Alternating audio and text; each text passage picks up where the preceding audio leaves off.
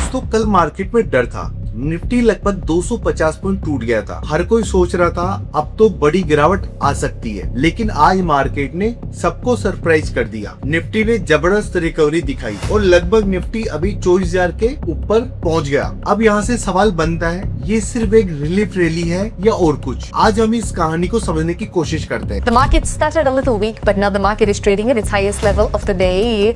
Regarding Nifty levels, there's a gain of 180 points. Nifty is currently trading above 24,000. Bank Nifty is seeing a good rally. There's a gain of over 900 points.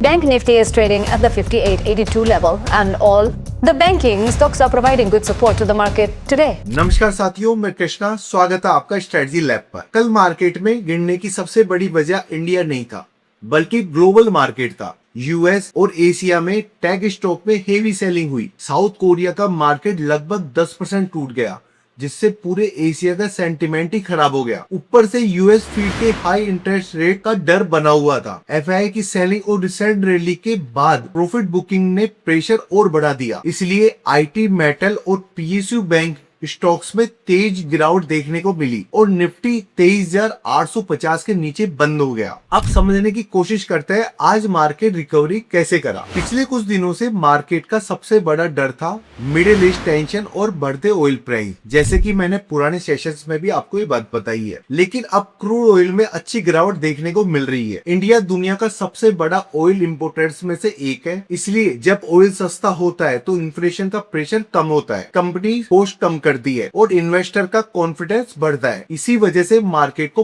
पहला positive signal यहीं से मिला। दूसरा reason है panic selling के बाद bargaining वाली buying. कल मार्केट इतना गिरा कि अच्छे स्टॉक्स में डिस्काउंट मिलने लगे। बड़े इन्वेस्टर ने इसी अपॉर्चुनिटी का फायदा उठाया और जब इंस्टीट्यूशन बाइंग करते हैं तो मार्केट को सपोर्ट बहुत जबरदस्त मिलता है। तीसरा रीजन है शॉर्ट कवरी। कल बहुत सारे ट्रेडर्स ने मार्केट के गिरने की एक्सपेक्टेशन में शॉर्ट पोजीशन बना ली थी, लेकिन आज मार्केट नीचे जाने के बजाय ऊपर चला गया, इसलिए उन्हें अपनी शॉर्ट पोजीशनिंग कवर करनी पड़ी और इसी कवरिंग ने रैली को और तेज बढ़ा दिया। चौथा सबसे लास्ट रीजन है जियोपॉलिटिकल रिलीफ। मिडिल ईस्ट में जो लगातार पैनिक बना हुआ था, उसमें कुछ राहत देखने को मिल रही है। जब ग्लोबल अनसर्टेनिटी कम होती है तो इन्वेस्टर रिस्की एसेट्स यानी स्टॉक की तरफ वापस आने लगते हैं। अब दोस्तों, एक दिन की रिकवरी का मतलब ये नहीं है कि मार्केट का डेंजर पॉइंट पूरी तरह खत्म हो गया है। अगले कुछ सेशंस में एफआईआई फ्लो, क्रूड ऑयल और ग्लोबल न्यूज मार्केट की डायरेक्शन डिसाइड करेगी,